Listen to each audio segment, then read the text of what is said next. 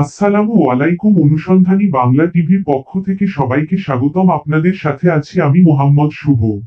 বোচাগঞ্জে গ্রেফতারি পরোয়ানাভুক্ত পলাতক ১৩ আসামি দাপটের সঙ্গে ঘুরে বেড়াচ্ছে ভুক্তভোগী বাদী দিশেহারা। বোচাগঞ্জ থানার পুলিশের গাফিলতির কারণে গ্রেফতারি পরোয়ানাভুক্ত ১৩ জন আসামি দাপটের সঙ্গে এলাকায় ঘুরে বেড়াচ্ছে। মৃত মহির উদ্দিন খানের ছেলে ১৬ জনের বিরুদ্ধে দায়ের করা ১০টি মামলার মধ্যে ৮টির গ্রেফতারি পরোয়ানা জারি করেছেন দিনাজপুর আমলি আদালত ম্যাজিস্ট্রেট।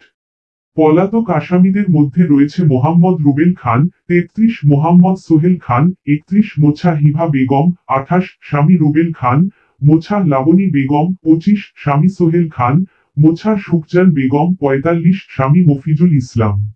এদের ঠিকানা মেলার মাঠ, তারিভাটি এলাকা, ৭ নং ওয়ার্ড, কলেজপাড়া, মাদ্রাসা রোড, শেতাবগঞ্জ পৌরসভা। এদের বিরুদ্ধে দায়েরকৃত মামলা নং ১ সিআর নং ১৫১-২৪, ২ সিআর নং ১৮৪-২৪, ৩ নির্বাহী কোর্ট মামলা নং বি ৩৯৬-২৪।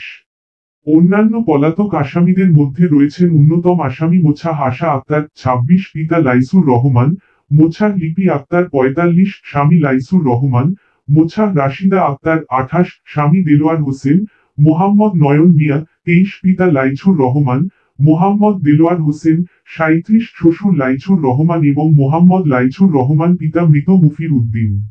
এদের ঠিকানা পুরাতন গুচ্ছগ্রাম আবাসন, ১ নং ইউপি, নাপানগর, বড় সুলতানপুর, বোচাগঞ্জ।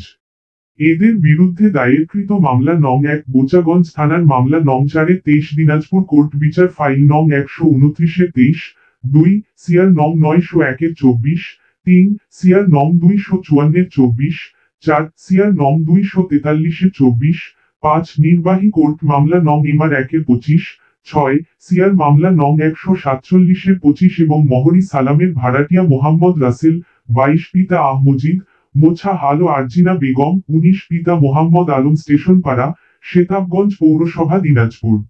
এদের বিরুদ্ধে দায়েরকৃত মামলা নং ১ সিআর নং ৬৯-২৫ আমলি আদালত গ্রেফতারি পরোয়ানা জারি করেছেন ১ নং রাসেল ও ২ নং আলো আরজিনা এর বিরুদ্ধে। ২ সিআর নং ১৪৭-২৫ তদন্তাধীন বোচাগঞ্জ থানায় রয়েছে ১ নং রাসেল ও ৮ নং আলো আরজিনা আসামির বিরুদ্ধে। স্থানীয়রা অভিযোগ করেছেন যে পুলিশ কর্মকর্তাদের অনিয়ম ও তদারকির অভাবে এই পলাতক আসামিরা সহজেই এলাকায় ঘুরে বেড়াচ্ছে।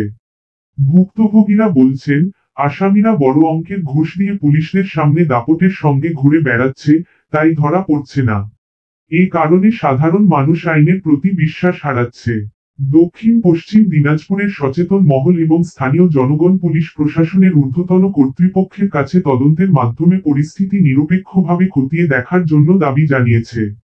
জনগণ আশা করছেন দোষীদের বিরুদ্ধে কার্যকর ব্যবস্থা গ্রহণ করা হবে।